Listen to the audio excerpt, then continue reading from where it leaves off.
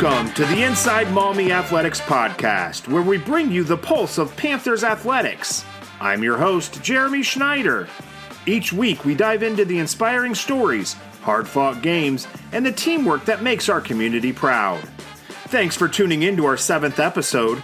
This week, I was joined by Maumee volleyball coach Lindsay Vannett.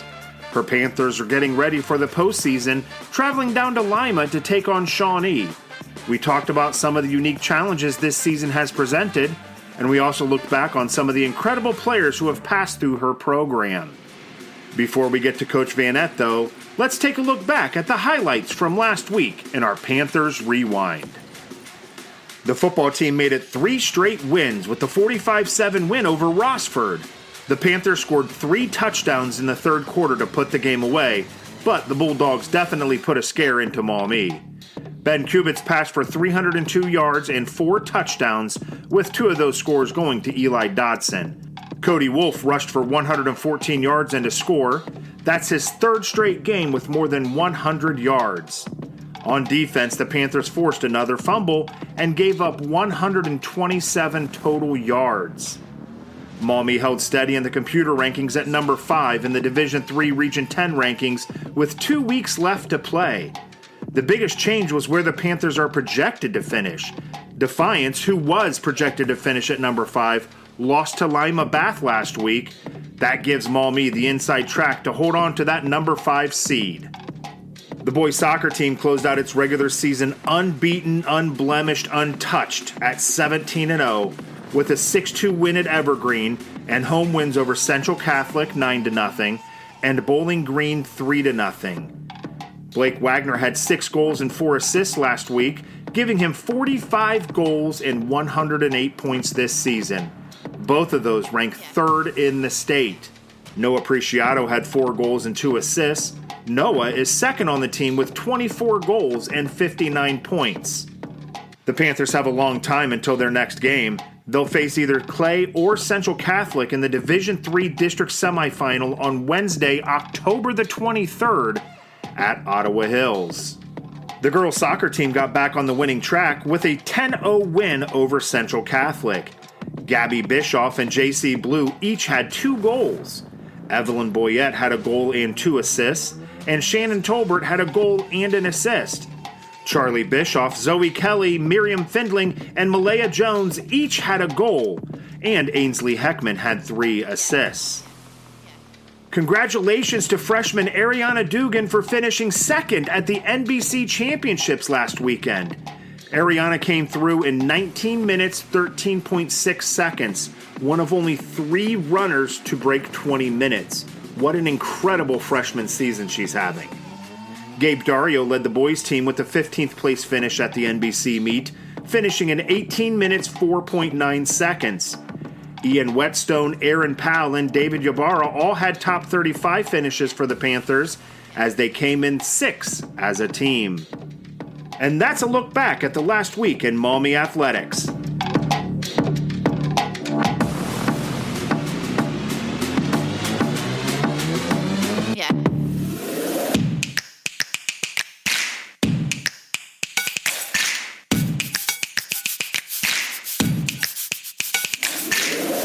Our guest this week is one of the longest tenured volleyball coaches in Northwest Ohio. She has coached the Panthers to 2 regional tournament appearances, and numerous athletes have moved on to the college ranks from her program. When many other sports at Maumee were struggling, the volleyball team still gave us something to cheer about, and they still do. She took the time out of getting her team ready to face Lima Shawnee in the postseason opener this week to sit down with the podcast. Here's our talk with Lindsay Vannett.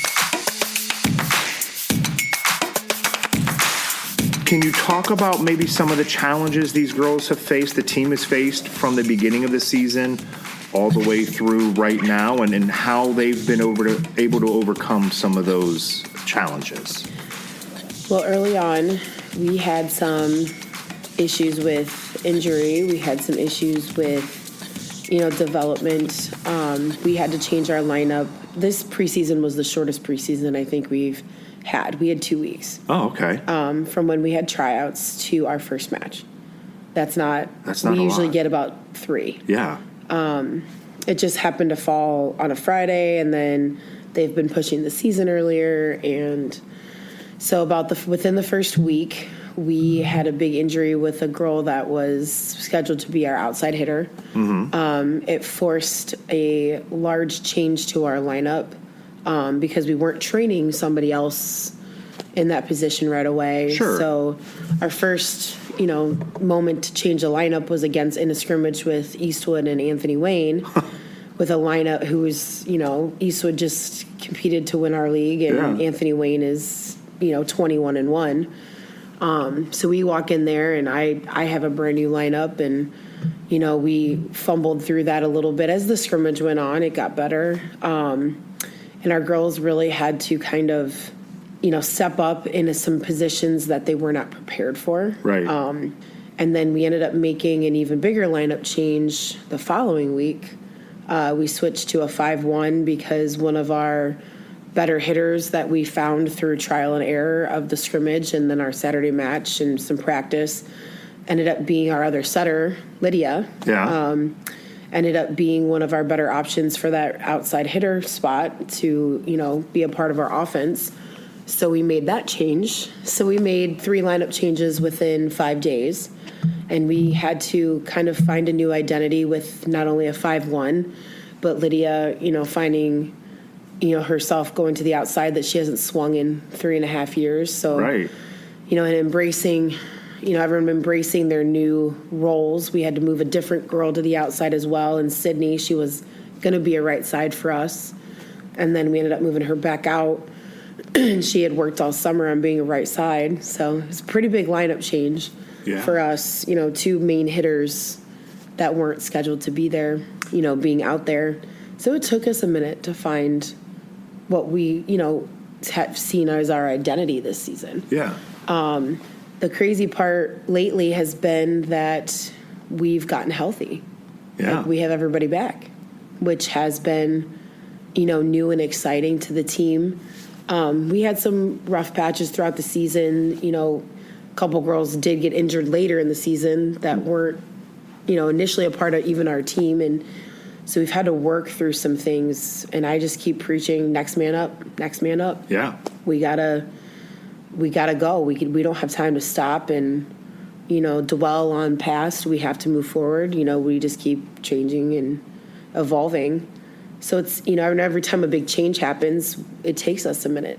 Well, sure. To find what we're going to, how we're going to make the change, who's going to replace them in those changes. Right. The competition has gotten pretty intense, both in practice and at matches. And it's kind of exciting going into tournament time. So they've had to battle through just changes, both lineup-wise and, personality-wise with our team, with new girls coming in and girls leaving for different reasons. And, it's always a battle. I think it's interesting because it's obvious what happens when you take a piece away from a team. Yes. There's a hole there.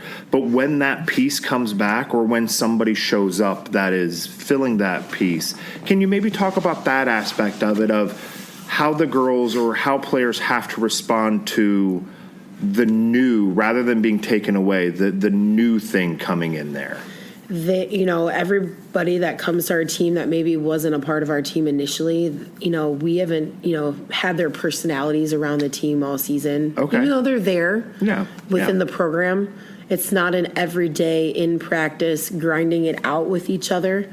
So it's taken, a couple practices having them there to, adapt to their personalities in practice because they do bring a different, personality to practice. Because, between JV and varsity, even though it's, you're working to get better, the intensity level is just different. Right. And that's been a change for them, both of them coming onto the team and then our girls having to lead them through it because, 3 weeks ago, everyone just kind of knew what they had to do. Now you're actually having to lead a new girl into the team and show them the ropes. Right. At a late point in the season. Yeah. And they're stepping into some big roles on the team as an outside hitter, as a potential defensive player. So, those aren't small roles to fill. Sure. And they've embraced it. And it took them, it took the new girls to the team a couple practices to kind of understand our intensity, our speed, our, what we do day in and day out. And it was a shell shock. It's not just showing up on game day, getting handed a jersey, and then playing. Yeah. The grinding of practice is what has been the change for them, because it is a different grind. So how much of your job is playing part kind of psychologist? Is not, a lot of these girls come up to the varsity, and they obviously have the skills, or they wouldn't have been brought up to varsity. But it's the mental aspect of it. It's between the ears. How much of your job is playing a psychologist? I feel like the last 2 or 3 years, I feel like that's more of my job. Okay. I've had more conversations outside the gym with the players in terms of what's happening on the court, in the gym during matches than I've had. We're just in a different time with kids. Yeah. Where, social media is a huge influence in them. Their peers, I think, are a huge role. Not that they weren't before. Right. But I feel like the pressure they feel outside the gym is bigger. Okay. And I think social media is driving that. Because everything's just so there for them to see all the time. And they're hearing it on social media. Half the things that I've dealt with this season outside of the gym have been related to social media. Oh, okay. Like hearing people say things on there, or having things tweeted at them, or whatever it may be. And I feel like I'm, dealing with that more. Okay. In terms, like you said, between the ears. Yeah.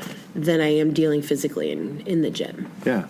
And that's also having, you talked about changing my coaching style. That's been a big part of that. Yeah. Having to know how to handle those situations and guide them through that, because they do still need that, even if they don't know they need it. Right, right, yeah. Your coaching style absolutely has to change every year, because you have different personalities, but also different skills. So whereas, a few years ago you had a big hitter like Bryn or Jolie or Kate Owens, now you may not have that. So it would be nice to have your program and have people just be able to slip into those roles. But high school coaches, you don't have that luxury. No. How do you adjust to that? How do you adjust to the players' skills that are, presented to you every single year? Because it does change. It does change. And it's like we go in waves. We're in a wave where we're doing more fundamental coaching and training than we have in the past. Yeah. Where they were, coming in with more skill by playing more year round and things like that. Our girls do spend a lot of time playing volleyball. It's just not as much as it was in the past. Okay. I mean, they're showing up in the summer. We've had 40 to 45 girls in open gyms every opportunity we've had open gym. That's the last great. 2 summers. Yeah. We're getting 45 girls trying out every year, which is more than I've ever had. Yeah. So, I mean, they're putting in the time. It's just we're having to do throughout season a lot more focus on continuing to develop those fundamental skills than dealing with some of the more advanced things, which is fine. Yeah. The girls are embracing the change, and they're really working hard.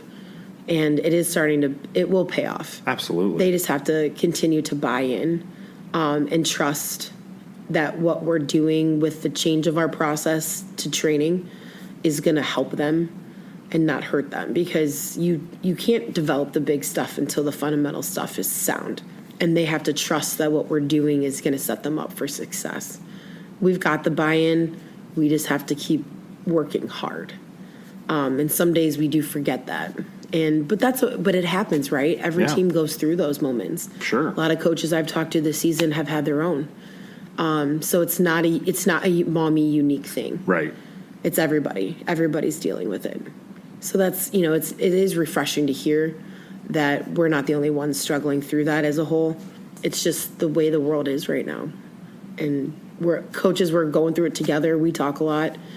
And the kids are going through it together. Like you said, social media is a huge avenue for kids to talk to each other, and they know that each others are going through this, and it makes it okay, and they embrace it more. If you're taking the time to listen to this podcast, chances are the student athletes at Maumee Middle School and Maumee High School mean a little something to you. If that's the case, you should consider getting involved in the Maumee Athletic Boosters. They meet once every month at the Learning Commons at the high school. Meetings are only about an hour long. The next meeting is at 7 p.m. on Wednesday, November the 6th. Can't wait to see you there.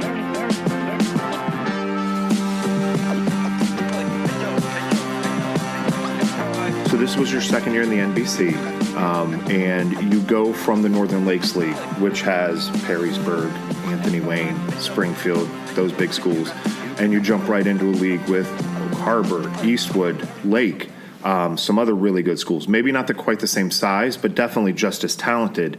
Can you talk about that transition going from the NLL to the NBC and how that's been for the program? It's been a good change. We compete well in both leagues. Yeah. I think if we were still in the NLL, we'd still compete fairly soundly like we are in the NBC. You're just not seeing the same. It's all volleyball, right? Yeah. It's different though. Okay. Like you're not facing the big, D1 hitters every night. Right. Like Anthony Wayne right now has got 3 D1 players on their roster. Yeah. Perrysburg's got a few. In the NBC, you do have them. Like, they're there. It's just not constant every night you play. Yeah. And it's like the way they play, the style of play is different. So you're constantly adjusting to different teams. Okay. Where in the NLL, we were kind of, seeing the same type of team every night. Okay. The NBC's got different styles of teams because they don't maybe have the big hitters, but they have the consistent hitter. They have the hitter that knows how to place balls really well. Okay. They're not banging balls, but they're placing well. Maybe their tactic is more from the end line when they're serving. I know last year when we played at Seago, that was a huge part of our game with them. They were very talented from the end line. They were very aggressive from the end line, meaning the serve. Yeah. And that was a different tactic in offense for us. And the first time around did not handle it very well. Sure. So so every day in practice before a match, we have to really talk about, well, this team's coming in. This is their style of play. Maybe their jumping is different with the block and the hitting, so we have to time things differently. Maybe their hitters target different areas of the court better, so we have different defenses we play. Yeah. We have red, white, and blue. So we're calling different defenses depending on the teams we're playing. That wasn't necessarily something we did with the NLL. Right. So it's been a little bit more of a mind shift because we have to change our style of play each time we play a different opponent. Sure. So that's been a nice change because I think it's forcing our volleyball IQ to have to go up, which is making us a better team all around. Our biggest issue this year with our 9-13 record is that we got stuck and didn't finish. Okay. I firmly believe, and I tell my girls every day, 5 or 6 of those losses we should have as wins. Yeah. And it's just finishing. You're sitting at 25 or 23, and just don't get those next 2 points. I mean, there's a lot of games where that happened. Yeah, I was going to say, it could have fallen either way. How many of your games have ended up, the individual sets ended up 25-23, 25-21? Yep. I mean, every time I see it come across Max Preps, it's like, oh my gosh. Yes, and that's, and like I said, that's been our story. And, if you go back and play those games over again, there could be very different outcomes. For sure. I think we get 6 of those wins back. But on the flip side, with 9 of our wins, you never know where those could go. Right. But so it's, obviously it's been a little disheartening, but we're fighting through it. Yeah. And, I tell the girls, everything that we've done, our resume to this point, doesn't mean anything going forward. Yeah. So that's, it's been, like I said, it's been a little different adjusting, having to make those adjustments, and that does change the way I coach too. Right, yeah. In practice, I'm trying to simulate teams as we're seeing them. Okay, yeah. With, different things. And I've brought in different people to swing at them. We've scrimmaged JV sometimes, which in the past I wouldn't necessarily have done. Yeah. Because maybe their hitting style or their defensive style with our JV team is similar to a team coming into us. Okay. So we've done a little bit more of that. to prepare, and that's where the difference has kind of fallen with these leagues. Okay. The style of play is just different. So it's been kind of fun. That does sound fun. It keeps you on your toes as a coach. Yes, it for does. Sure. When you talk about those close losses, and you've had quite a few of them, do you find yourself as a coach, again, maybe going back to the psychologist aspect of it, do you find yourself trying to keep the girls involved and up and ready, saying, hey, we're right there? Or is this team one that kind of gets it and knows it and is ready for the next challenge? Both. Yeah. I think, we had a 3-game stretch where we were sitting in that situation. It was Springfield, Oak Harbor, and then we had Eastwood on Thursday. I think it was all 1 week. It was 1 week. Yeah. And we lose all 3. Going into the, Springfield game, we lose in tight sets. Going into the Oak Harbor, we lost in tight sets in 4 sets. In 4, yeah. It kind of just is disheartening when that's not what you're used to. Right. They're used to bouncing back. But that was a battle. And then we had Archbold the following Monday. So not only you're going Springfield, Oak Harbor, Eastwood, and then you come in with Archbold. Yeah. So I mean, it was a battle, and I am having to play both sides of that. They do know it, but they need to be reminded of it. Sure. And know that what they're doing is going to set them up for success heading forward in a tournament. Because like I said, everything we've done up to this point doesn't matter. Right. Everyone's 0-0 heading into tournament play. So let's talk about that, heading into tournament play. So it sounds like your league gives you a great opportunity to face a lot of different styles that you may face in the postseason. Mm-hmm. What does Lima Shawnee, your opponent, what do they bring to the table? Have you been able to watch much of what they bring to the table?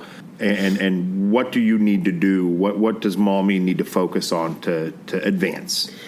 I've watched 2 films, so we have 2 films on them. I've been encouraging our girls are pretty good about watching film. Okay. But I was really intentional with, I need you to watch this film. Right. Like by Monday, I need your scouting reports. And that isn't something I always ask for. But Shawnee's not a team that we have 0 common opponents. Yeah. So it was having to go in and look at who they've played and how they've performed. And so there's just a little bit more about this team that we needed to know about because we know nothing. They do have a good outside hitter. They have a good right side hitter. And we've got to be ready for them. I mean, those are the bread and butter of their offense. And the nice thing is that our league has set us up to handle that, sure. I guess you say. We've seen a lot of really good things out of the film that are positives in our favor. I'm not going to delve too much in case they get this podcast ahead of our match. But we have a game plan. I have a game plan. Yeah. I've watched enough film to know the game plan. I'm just waiting to see what the girls come up with and see if it matches my game plan. To see if, because I told them I already know what we're going to be doing, and I've already started working that into practice. Yeah. But I want to know what they see and what because there's some aspects of their films that I'm excited about for us. It's a lot of the things we do anyway. Right. But I'm curious to see what they see. So I haven't given them many hints because I want to know what they see. Yeah. And then Monday we'll really delve into it and get after it. We had a great we actually had practice early Friday morning, and we had a great practice. Good. So it's really exciting to see. Sometimes you're not sure going into a 5 a.m. practice. Oh my God. What you're going to get. It wasn't 5, it was like 5:30. We practiced. Oh, that's completely different. It is. Yeah, that works. To my little sleepy heads, yes.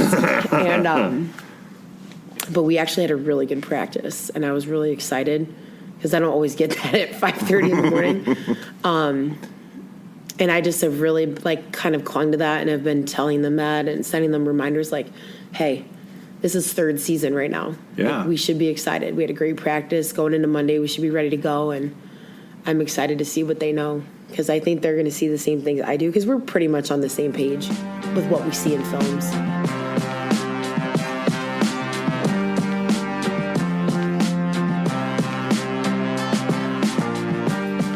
The Mirror newspaper has been a supporter of IMA from the very beginning.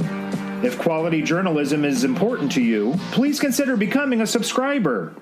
You can head to their website at themirrornewspaper.com to find more information on becoming a traditional print or digital subscriber.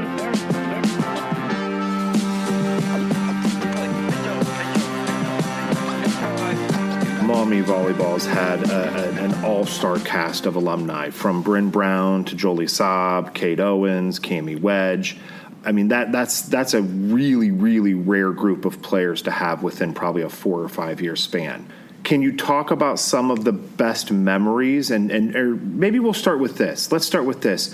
What did those kids bring to the table? Was there one common denominator between all of them that kind of set them apart from everyone else?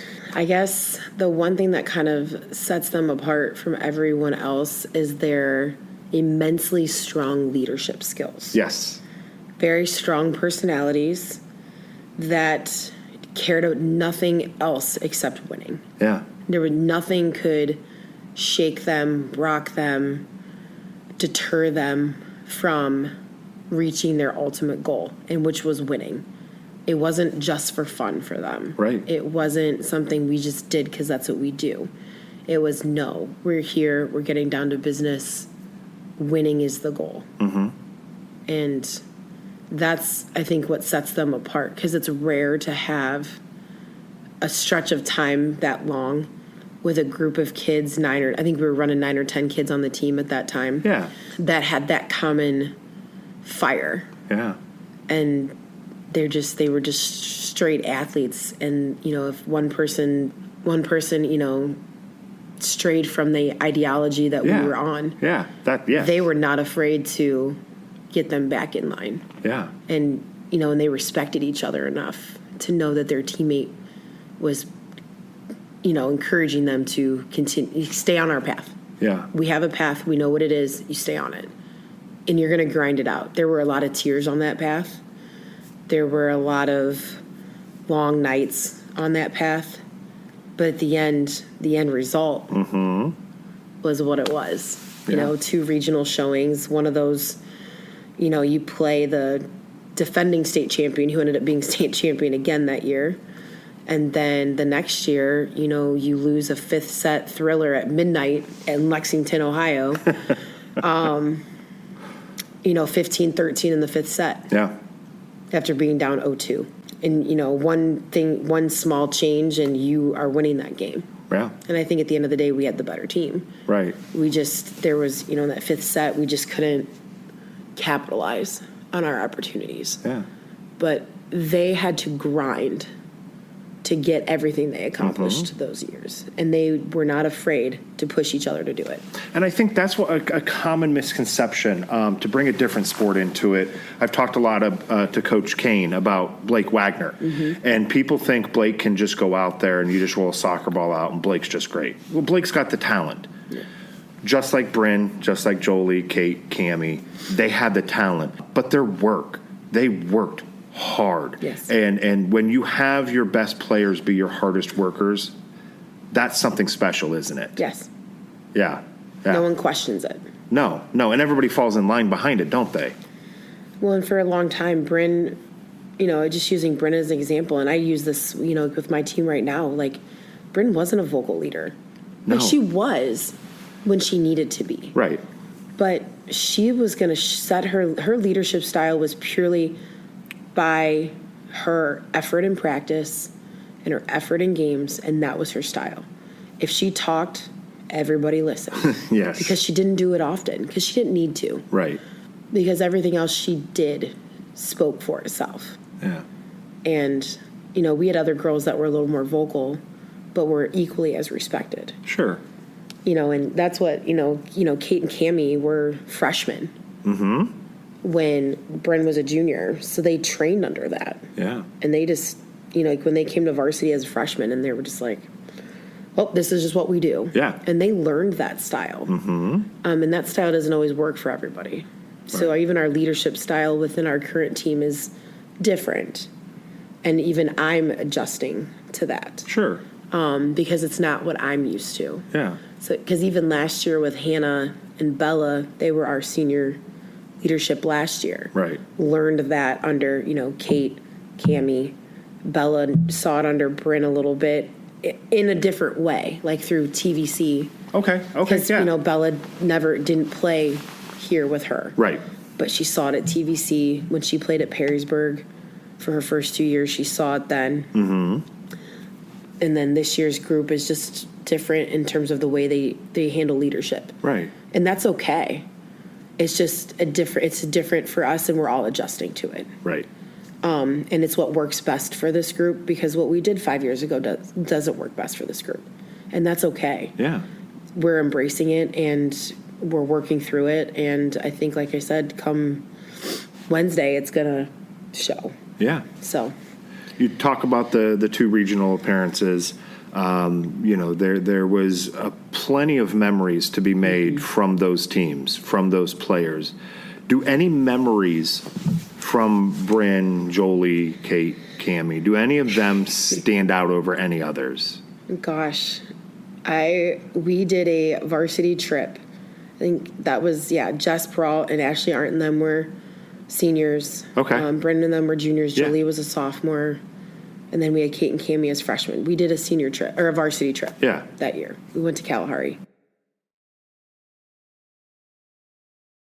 Spent the night, did a lot of, team stuff in the hotel. Yeah. They hated it. How can you hate going to Kalahari? They were a group that did not like to, they would have rather have just done something here and not walked around and got their feet dirty at Kalahari. They were so concerned with the germs in the water park that they hung out at the outside pool for a lot of it. Yeah. Because it grossed them out to be inside at the water park. And we lost Jess for an hour. We searched she went to the wave pool by herself. She just needed a minute. Yeah. And we couldn't find her for an hour. We searched the entire hotel. Oh my God. She was hanging out in the wave in a chair by the wave pool. We didn't see her. Yeah. But we were oh my gosh, I'm gonna have to call her mom. We've lost your kid. We don't know who she is. And she was just hanging out in a lounge chair by the wave pool. That trip was one of when you asked memories, it was the first one that popped into my head. That's crazy. Yeah, the Kalahari trip. It was a lot of fun. We had so much fun. And I was newly pregnant, so I couldn't do anything. So I just got to watch them all have fun. I think the other one is those couple years, we always had powwows.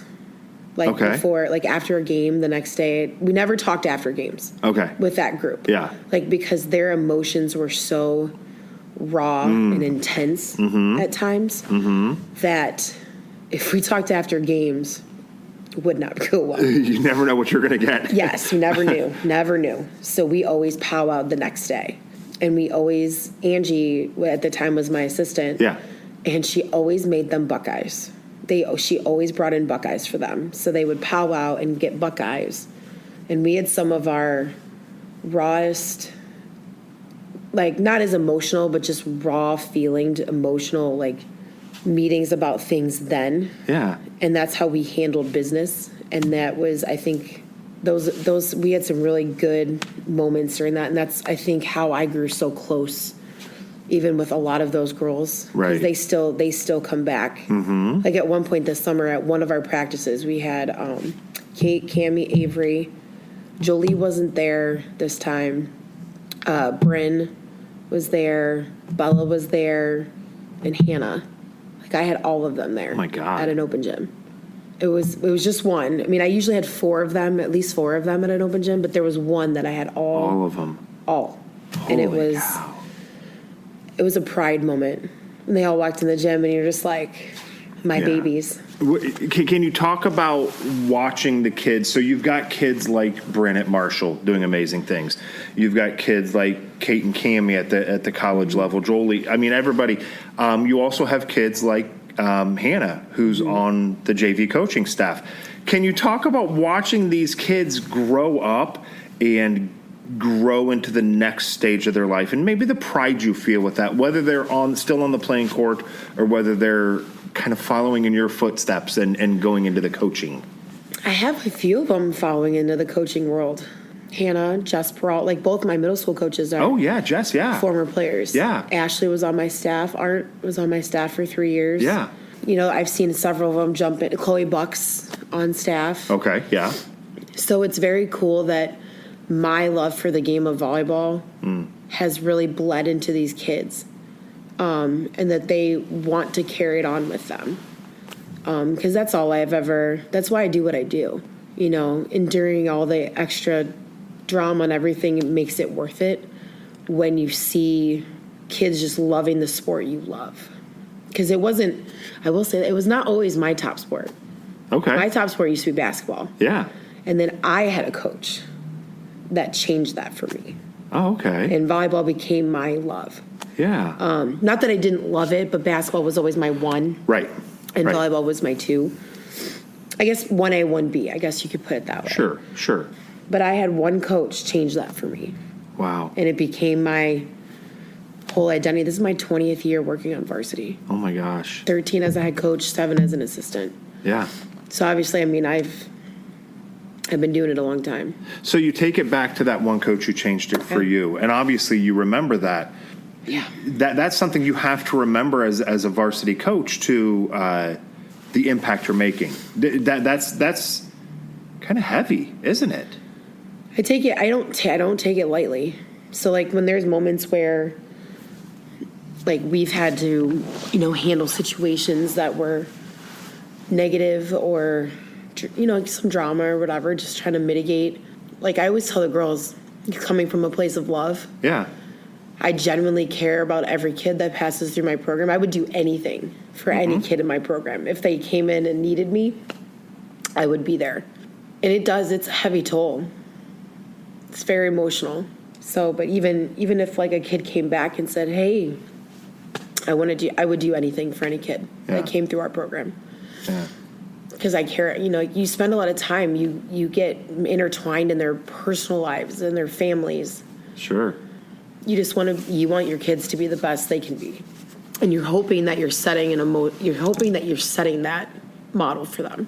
Sometimes, oh my gosh, some days I question that, but then you remember who's come forth before them, and you've done a good job.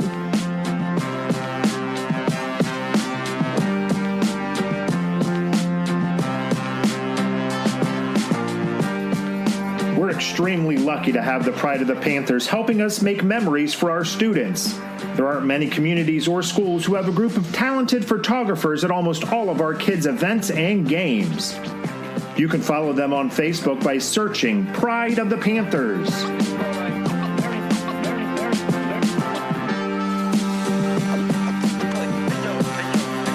So you're talking about the volleyball program here at Maumee having 45 kids try out. More than you've ever had. Now we've got the NBC youth program with the other conference schools, and that can only make this grow even bigger. So can you talk about the youth program, how that affects kids coming into the middle school and then into the high school, how much that can help keep the sport where it is and grow it even more here at Maumee? We've talked about a biddy program for a long time. It was always how do we do this we're in season? Yeah. And, and our season alone requires 5 to 6 days a week. Oh, for sure. Sometimes 7, depending on the week. But we kind of scooted right into a conference that already had an established program. Yeah. We just had to do the legwork to getting the teams.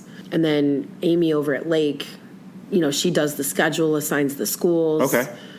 And then we can either host or we can't because of our facilities, and we can, so we host leagues here. Okay.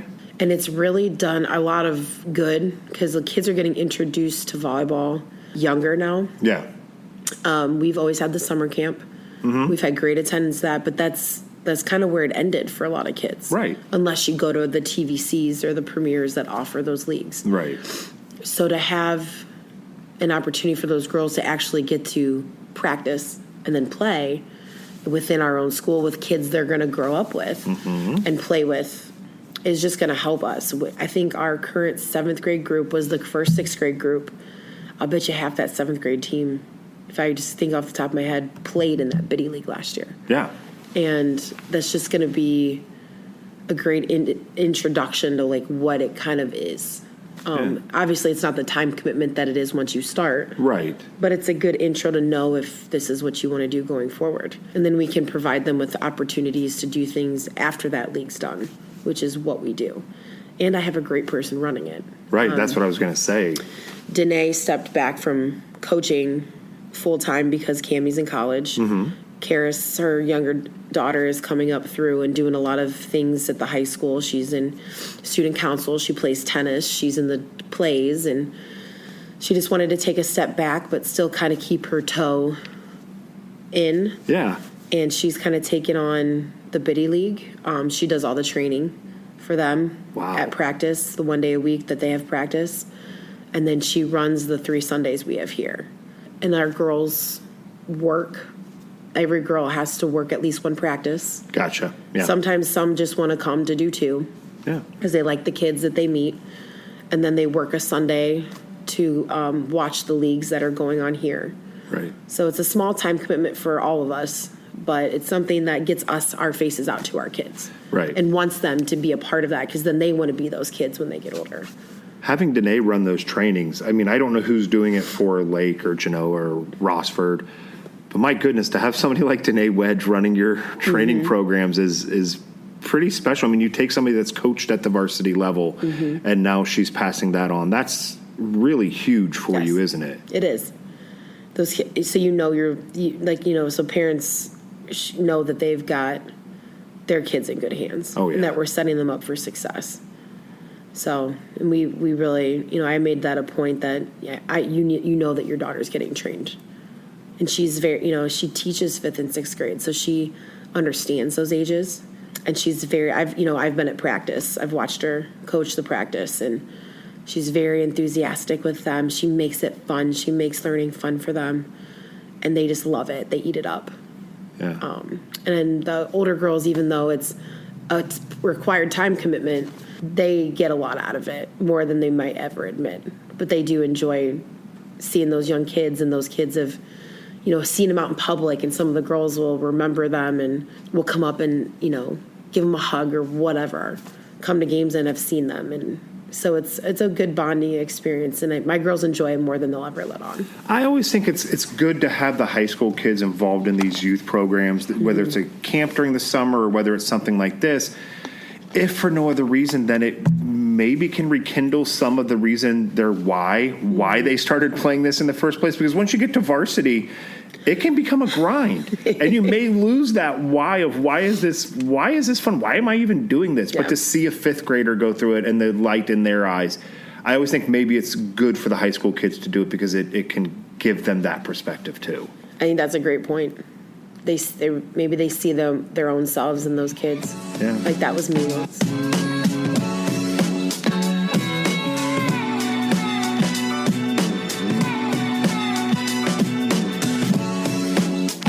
So this is the desert island portion of the show where I give you a question and the first thing that pops into your mind. And again, reminder, this is going out to a lot of people, so maybe not the first thing. Okay. But no. So first question, again, this is the softball question. It's Halloween coming up. What's your favorite candy? I'm an M&M girl. Okay. I like my M&Ms, plain peanut. All of them? I don't usually venture past those 2. Okay. Plain The and classics. peanut, the classics. I don't get into the weird ones. Yeah. The weirder ones. They've brought some weird ones out there. Yeah, M&M, plain or peanut. Okay. All right. I think I know the answer to this question, and that's kind of why I'm going to ask it, because I always want to get the right answer. Ohio State or Michigan? Ohio State all the way. Yeah. I don't know if anybody in Maumee, Ohio doubts that I'm an Ohio State fan. That's what I thought. Well, you have a personal connection to the Buckeyes, don't you? I do. My cousin played for Ohio State, so he was on that national championship team. So Yeah. he's if you need to know who he is, he was the guy that scored the first touchdown in the Oregon game that fell on his butt in the end zone. That was him. Yeah, So. that as a kid from Columbus, born and raised in Columbus, that is incredibly cool. And it's still incredibly cool. He's in the NFL still, and Yeah. he's playing for the Titans this year, and it's fun. Yeah. It's fun to get to watch him and support him. That's awesome. So What is your dream vacation? anywhere with my favorite bees, beach, a book, and I'm in heaven. Yeah. A beach and a book. Okay. And it could be anywhere in the world as long as it has those two things. If you could have one famous person over for dinner, who would you have over for dinner? Yeah, I thought this was a good one. Because I've actually been watching or listening to the Heights podcast. Oh, yeah. Jason Kelsey is like one of my favorite people. Isn't he incredible? Like, and just everything he is just, I would love to just sit down and have a conversation with him. Yeah. So he's probably, right now, is one of my favorite people. I agree. Jason Kelsey. Him and I think his wife is hilarious too. Oh, so Kylie, she's fantastic. Bring them both. Yeah. Let's have couples dinner. There we go. Exactly. Exactly. All right, last one. And based upon your vacation answer, I think the answer to this one's going to be pretty obvious. But would you rather only have summer or winter for the rest of your life? I'm a summer girl. Yeah. I could totally, when it was, almost like 100 degrees when we started school, and we're out at the track and the kids are struggling, I'm literally standing there like, I love this. Bring it on. I would, 100 degrees in Florida heat in the summer, middle of summer, that's my jam. I love it. Yeah. I hate the winter. I hate being cold. My theory is, I'm just the opposite. I'm a winter guy. My theory is you can put more layers on to get warm, but there's only so many layers you can take off before the cops get called. And nobody needs to see this without as many layers on as I can get. So I'll sit and drip and sweat before I'd rather be cold. I hate being cold. I hate my teeth chattering and just like being like all tense. And I know you can layer up, but like for me, there's a point where like I don't, like during track for me, because when we're out in those 10 o'clock nights on a Friday night in early April and it's 30 degrees. It gets cold. It takes me all night to warm up. Yeah. Like even when I get home and I bundle under our blankets and I have like the heated blanket, and it takes me all night. And sometimes the next morning I'm still cold. I hate it. Yeah. I hate being cold. Because for me, I just don't shake it quick. But I drip and sweat in the heat, absolutely. Well, I think that's as good a place as any to end the podcast. So, Lindsay, thank you so much. I really appreciate you taking the time today and coming in to speak with me. I think it was a fantastic time. Thank you. I appreciate you inviting me. This was awesome.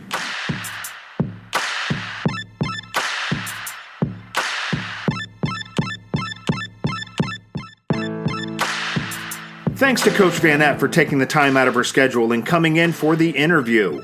The Maumee volleyball program is consistently one of the best and most successful teams in Northwest Ohio, and it's no wonder why, with somebody like her leading the charge. Good luck to Coach Vannett and the Panthers this week against Shawnee.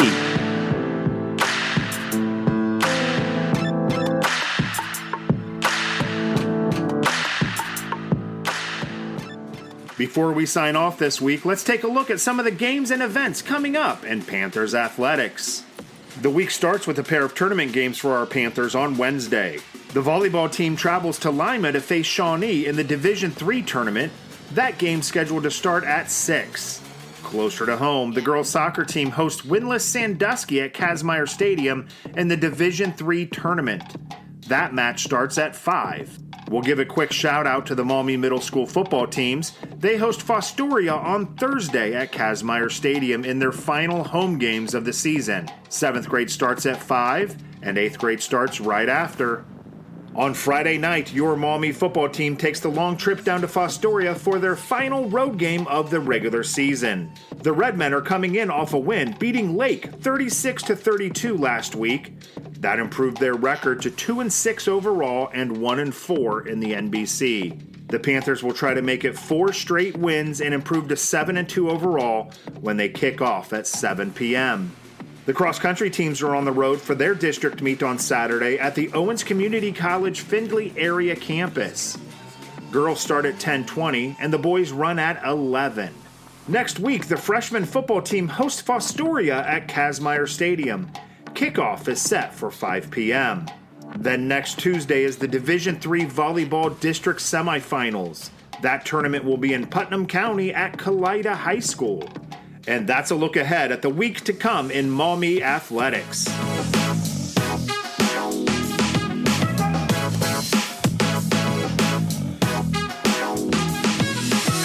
You've reached the end of another episode of Inside Maumee Athletics. Thanks again to volleyball coach Lindsay Vannett for joining the show. We're all cheering for the Panthers to bring back the tournament win from Lima Shawnee. We're lucky to have our supporters, the Maumee Athletic Boosters, the Mirror newspaper, and Pride of the Panthers photographers. If you'd like to contact the podcast, email us at insidemaumeeathletics@gmail.com. Don't forget to like and subscribe to the podcast. Follow us on social media at Inside Maumee Athletics on Facebook and YouTube, and at Inside Maumee ATH on Twitter. Until next week, thanks for listening.